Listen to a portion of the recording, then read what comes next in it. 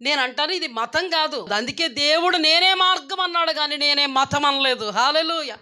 ప్రభు అన్నాడు నేనే మార్గం. దేనికి మార్గం? నిత్య జీవానికి మార్గం. మానవుని జీవించడానికి కారణము దేవుడు. ఈ లోకములో మనిషి చనిపోయిన తర్వాత జీవింపజేయడానికి కారణం ఆ దేవుడే కనుక ఆ దేవుడే జీవింపజేయడానికి వాక్యం అనే సత్యం అనే మార్గంగా మన మధ్యలో ఉన్నారు. హల్లెలూయా, హల్లెలూయా. ఈయనే మనకు మార్గము. ఈ మార్గములో నడిపించేదే సత్యం అనేటువంటి వాక్యము. ఈ సత్యమనే వాక్యము ద్వారా ఈ మార్గములో మనం నడిచినప్పుడు నిత్య జీవానికి వెళ్ళడము తథ్యము. హల్లెలూయా. దేవుడు అన్నవాడు పరలోకమందున్నాడు.